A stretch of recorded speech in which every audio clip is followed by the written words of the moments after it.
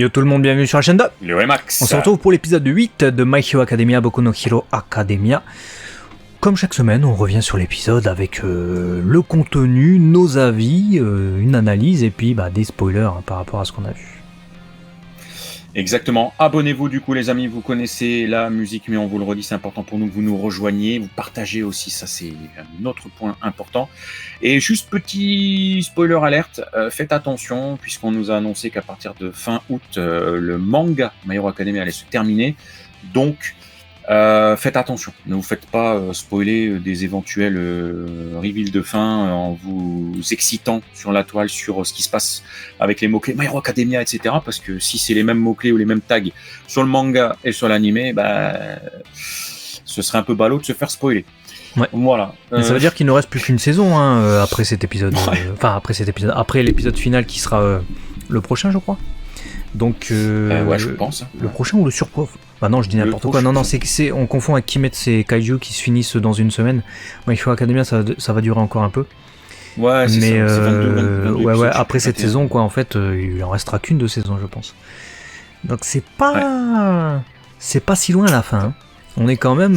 Faudrait pas se faire spoiler la fin des événements, ça serait dommage. Le dénouement, notamment de cette bataille, parce qu'on avance un peu plus dans la bataille. Et là où on était sur un épisode, je trouve, mal équilibré la semaine dernière. J'ai bien aimé l'épisode de la semaine dernière, mais c'était pas assez équilibré sur Toga, Ochako, Deku, tout ça. On est repassé sur 5 minutes de je brûle de feu et je fais fondre les statues. Tout était dans cet épisode était très bien pour ça, puisque c'était l'épisode de Dabi, l'épisode de Toya. Ouais. On en apprend du coup un petit peu plus sur son passé, puisque c'était aussi un point d'interrogation qu'on avait souligné la fois dernière, où on s'était dit mais il n'a pas d'engagement politique, d'engagement pour la société, etc., à part sa haine pour son père, qu'est-ce qui le motive, etc. Donc on a eu un développement un petit peu plus poussé. Alors ça change pas radicalement ce qu'on avait souligné, puisque la conclusion est la même, mais voir comment il a survécu, pas que au moment de son quasi-décès, mais vraiment les années qui ont suivi, les 3 années de coma où il a dû avoir des opérations à gogo de la part de Galaki. Ouais, c'est moi, il a fait. Pour donner... C'est moi, il a fait. Écoutez-moi bien, tête de chips qui vient Minter Jouvet en prison. On a recueilli un orphelin qui est pas orphelin parce que ses deux parents sont toujours là, mais moi je dis c'est un orphelin, c'est moi il dit. Et on a greffé des greffons parce qu'un siphon fond. Et puis du coup on l'a enrôlé dans notre armée. Souci c'est qu'il veut faire cavalier seul. C'est ça. Cavalier seul, c'est ce qu'on a toujours ressenti du personnage. Et c'est la vérité, parce que c'est ce qui est dit dans cet épisode. Donc en fait, ce qu'on a dit la semaine dernière, c'est exactement ça. Il n'y a pas de plus, il n'y a pas de moins. Hein. Même si on a une moitié d'épisode. Vraiment, franchement, une moitié d'épisode entre ce que dit Galaki, ce que dit Toya, qui nous renvoie à des flashbacks, entre guillemets, des souvenirs tout du moins de Toya.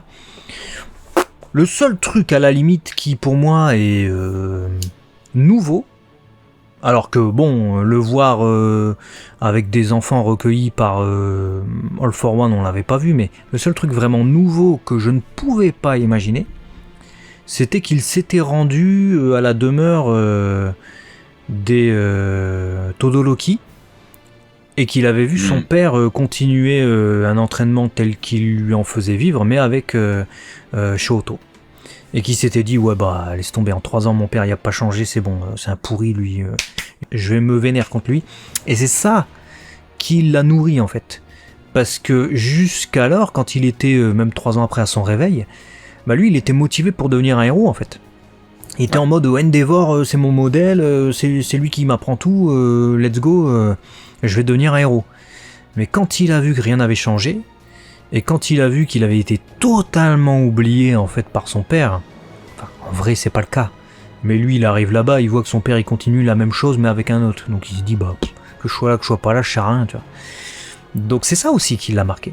C'est cette scène-là qu'on ignorait, qui l'a beaucoup traumatisé et qui nourrit sa haine actuelle envers Endeavor.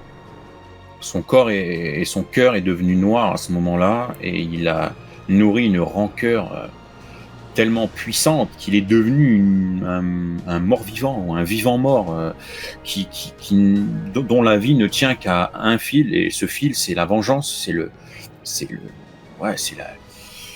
ce cœur motivé par l'envie de tout brûler, d'envoyer paître son père, etc.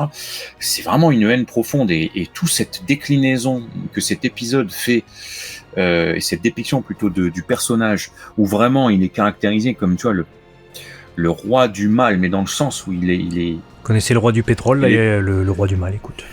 Ouais, mais tu vois, prêt à se brûler la peau, tu vois, il a une haine qui brûle en lui, et ça prend littéralement son sens. Ça brûle en lui, ça le brûle, son corps tombe en lambeaux parce qu'il ressent moins la douleur, etc. Il ressent pas la douleur, ouais. Ça nous est rappelé dans cet épisode, c'est important ce que tu dis, parce que c'était une information qu'on avait eue la saison précédente, je crois, où on apprenait que Toya, du coup, il pouvait pas maîtriser son feu, il mettait trop d'intensité parce que, en fait, il ressentait pas la douleur. Donc il se brûlait lui-même, mais il le ressentait pas. Et du coup, c'est comme ça qu'il s'est blessé. Puis ensuite, grièvement, il a frôlé la mort. Et du coup, moi en tout cas, avant de passer au combat, j'ai vraiment eu en face de moi un perso que j'ai adoré. Là, j'ai eu l'aboutissement d'un perso. J'ai toujours bien aimé de près ou de loin le personnage d'Abby, de Toya, parce que je trouve que il est à la fois simple comme personnage, mais en même temps très complexe. Parce que Horikoshi a réussi à faire de ce personnage quelque chose de très intéressant. Et là, j'ai trouvé que cet épisode, en fait, mais ça n'engage que moi, était l'aboutissement de l'expression de ce qu'est devenu Toya d'Abby. Et il l'exprime dans une folie meurtrière incontrôlable, incontrôlée. Et vraiment sa folie qui s'exprime. Tu vois, même, et là, je remercie les animateurs et l'animation avec des plans. On avait des plans horrifiques. Sa peau qui se détache, tu vois, sa bouche qui avait des trous dégueulasse, au niveau de la mâchoire. C'est dégueulasse, mais moi j'ai trouvé ça horriblement beau, dans le sens où c'est le personnage. Et là, ils en ont fait un peu plus parce qu'il fallait qu'on ressente que le gars, il se brûle lui-même, il est une boule de feu. Voilà, j'ai adoré en fait cette fusion de la haine, de la folie meurtrière, aucun contrôle, tout explose, tout brûle autour de lui. Et j'ai trouvé que c'était très bien rendu en fait cette partie-là. Et moi, il y avait longtemps que j'avais pas été autant investi véritablement dans un épisode, mais vraiment presque viscéral, quoi. Bon ouais, moi j'ai adoré cet épisode, même son seiyuu. Le seiyuu de Zenitsu, d'ailleurs, on l'entend beaucoup plus quand il est jeune et tout. Le gars, c'était un enfant, donc il était doublé par une femme. Il se réveille, il est doublé par. Il a la voix de Zenitsu, c'était assez marrant pour ceux qui suivent Demon Slayer. Non, moi j'ai bien aimé l'épisode, mais parce que j'attendais rien de ce combat en fait.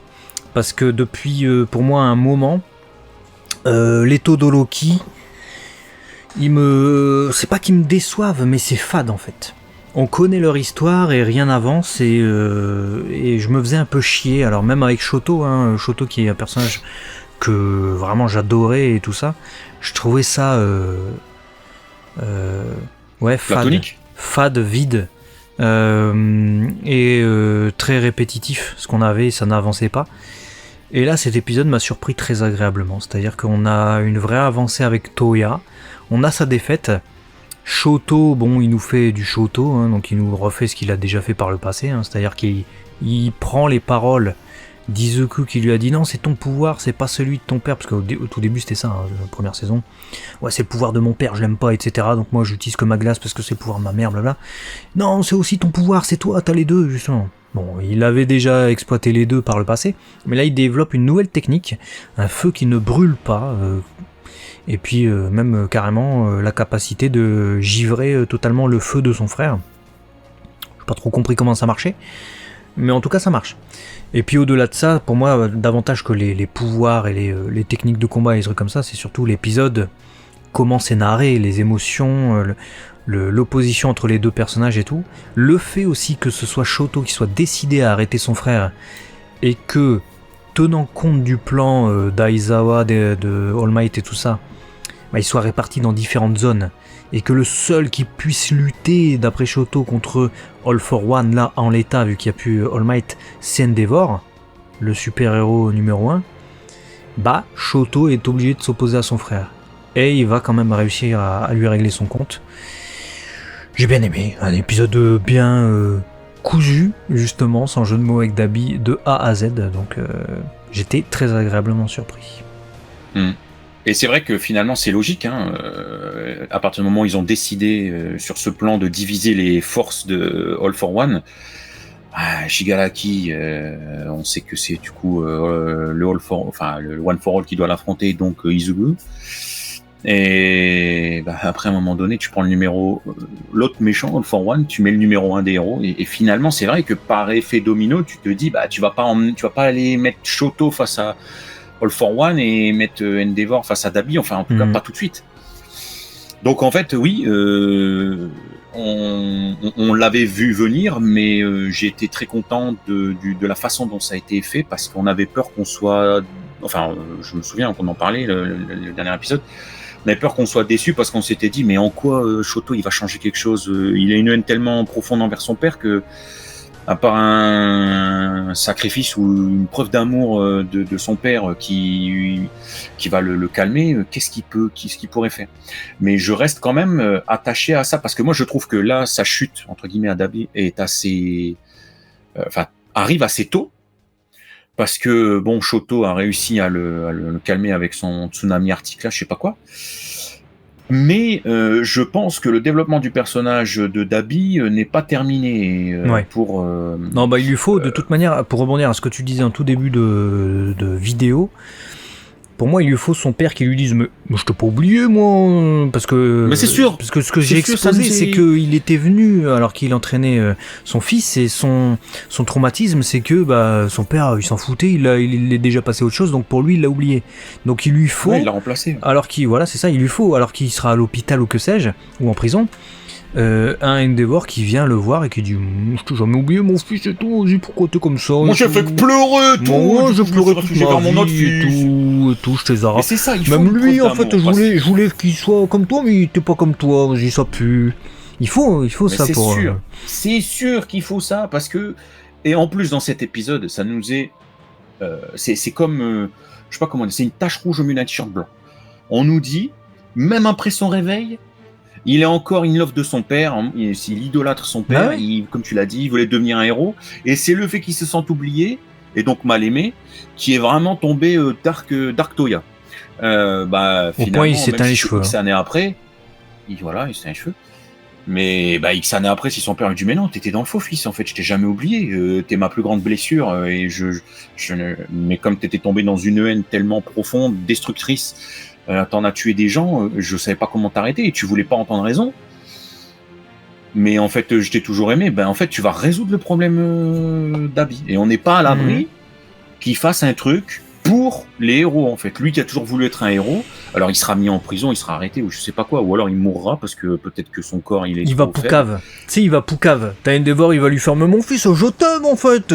Et alors Tadabi va faire ouais, c'est vrai, putain, en fait. Et j'ai toujours fait cavalier seul, donc All for One, je l'aime pas, il considère les autres comme des pions. Mais écoutez, je vais poucave. All for One, il fait ci, il fait ça, etc. Peut-être un truc comme ça.